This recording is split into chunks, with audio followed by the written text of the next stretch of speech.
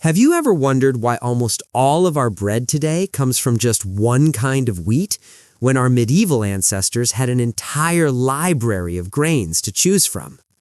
Some of those ancient supergrains were so tough, so nutritious, and so flavorful that modern agriculture quietly let them disappear in the push for cheap, uniform wheat.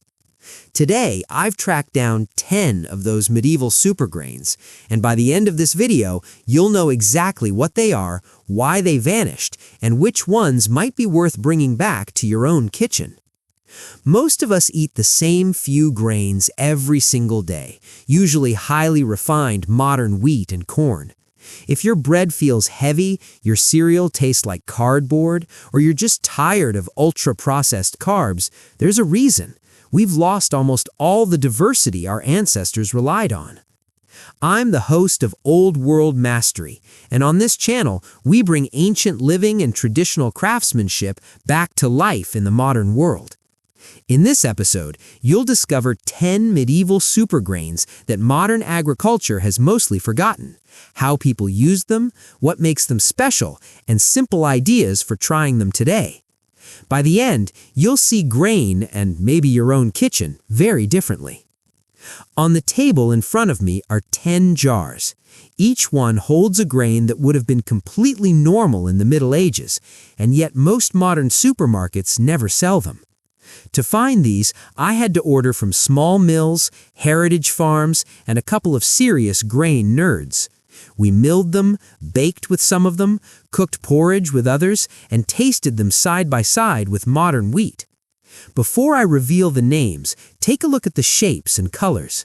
Some are golden and plump, some are tiny and dark, some are long and almost hairy. This is what real grain diversity looks like. How many of these could you recognize just by looking at them? Pause the video for a second and comment on your guess. Out of 10, I think I would recognize number. Let's start with the ancient wheats, the direct ancestors of our modern bread wheat. 1. Einkorn. This is the oldest cultivated wheat we know about in Europe and the Near East. Its kernels are small and golden, and when you mill it, a flour smells almost nutty and sweet. Compared to modern white flour, einkorn is usually higher in protein and certain micronutrients, and the gluten it forms is different in structure. Some people find it easier to digest, though that's not guaranteed for everyone. Medieval peasants in parts of Europe would have eaten einkorn as dense loaves and hearty porridges, especially in rough soils where modern wheat struggles. 2. Emmer. Next is emmer, sometimes called farro. In medieval Italy, Germany, and the Middle East, it was common. It has a deeper, almost earthy flavor and makes a chewy, satisfying bread. Emmer is tough. It tolerates poor soils and harsh weather, so it fed people when more delicate crops failed. 3. Spelt. Then there's spelt, which actually hung on in some regions right into the modern era. Spelt bread tastes slightly sweet and nutty, with a soft crumb. Historically, it was popular in Central Europe, and monks often grew it in monastery fields.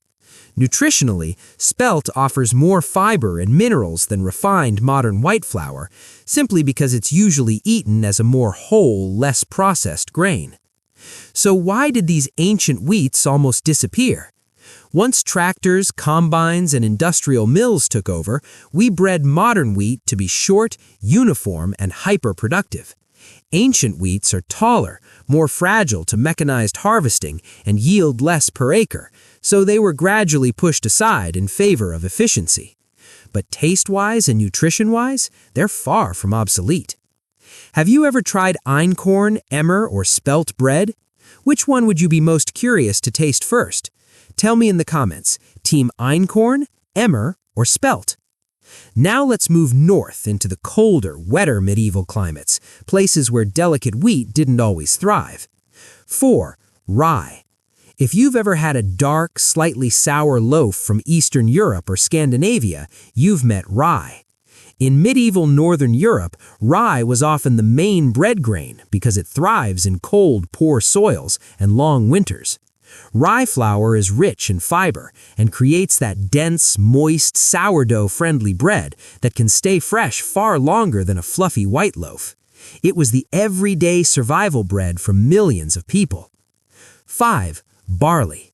Today, we mostly think of it as something for beer or animal feed, but in the Middle Ages, it was a staple for soups, pottages, and flatbreads. Barley has a slightly sweet, mild flavor and is naturally high in beta-glucan, a kind of soluble fiber that can support healthy cholesterol levels, according to modern research. Medieval people didn't know the term beta-glucan, but they knew barley made a hearty, filling meal. 6.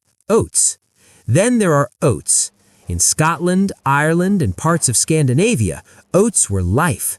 They became porridge, oatcakes, and travel rations for people working long days in the fields. Oats are another grain naturally rich in fiber and satisfying fats, which is why a bowl of real oatmeal keeps you full far longer than sugary breakfast cereal.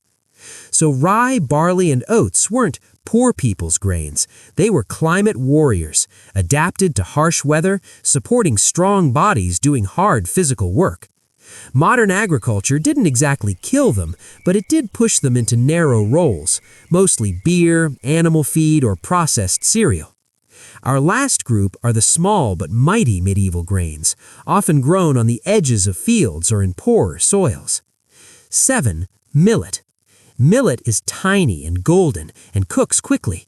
In parts of medieval Europe and across Asia and Africa, it was a key porridge grain. Millet is naturally gluten-free, has a pleasant, mild flavor, and can grow in dry conditions where wheat would fail. 8. Buckwheat. Despite the name, buckwheat is actually not wheat at all. It's a pseudo-grain with triangular dark seeds, famous today in Japanese soba noodles and French crepes. In the late medieval and early modern period, buckwheat spread through Europe as a fast-growing, hardy crop that didn't need rich soil. It has a distinctive, slightly earthy flavor and brings minerals and antioxidants that are mostly missing from white flour. 9. Sorghum. In warmer medieval climates, especially around the Mediterranean and into Africa and the Middle East, sorghum was a valuable grain. It's drought-tolerant and can be eaten as porridge, ground into flour, or even popped like popcorn. Sorghum is naturally gluten-free and offers fiber and micronutrients that make it a useful staple where water is scarce. Finally, there's teff. Technically more famous in Ethiopian cuisine, but its roots go back thousands of years, and it represents the kind of tiny, nutrient-dense grains people relied on outside the modern wheat belt. Teff seeds are so small they look like sand, but they're rich in iron and other minerals, forming the base of injera bread that fuels serious physical labor even today. Together, these small grains show just how creative medieval farming really was.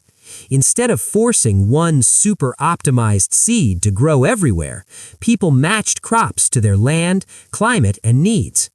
If you could only try one of these last four, millet, buckwheat, sorghum, or teff, which one sounds the most interesting to you and why?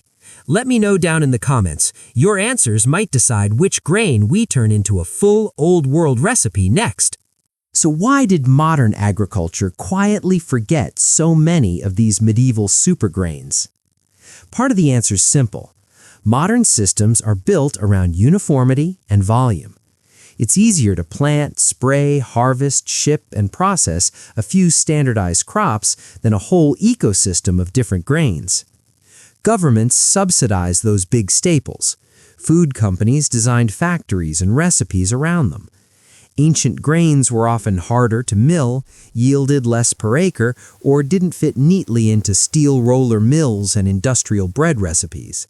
So they slipped out of the mainstream and into the margins, kept alive by small farmers, isolated communities, and a few stubborn traditional bakers. The point of this video isn't to say modern wheat is evil or that these grains are magic cures. It's to show that our ancestors had a toolbox of options, and we shrunk that toolbox down to almost nothing. Bringing back even a few of these supergrains means more flavor on your plate, more resilience in our fields, and in many cases, more fiber and micronutrients than a diet built only on refined white flour. If you've watched this far, you now know more about medieval grains than most people ever will. You've met 10 supergrains: einkorn, emmer, spelt, rye, barley, oats, millet, buckwheat, sorghum, and teff, and seen how each one helped real people survive real winters and real hard work. On Old World Mastery, I don't just talk about history, we test it. In future videos, I want to bake full loaves from these grains, cook medieval-style porridges, and compare them directly to modern supermarket bread and cereal. If you want to see those hands-on experiments and learn how to bring some of this old-world diversity back into your own kitchen, now's the perfect time to subscribe and turn on the bell so you don't miss what comes next. To quickly recap, our ancestors didn't live on one kind of wheat. They used a whole spectrum of grains, each matched to their land, climate, and needs. Modern agriculture forgot many of them, but we don't have to. This is Old World Mastery, bringing ancient living, traditional craftsmanship, and centuries-old survival wisdom back to life. Click here to watch my next video, where we actually bake with some of these ancient grains and see how they compare to modern bread in real time.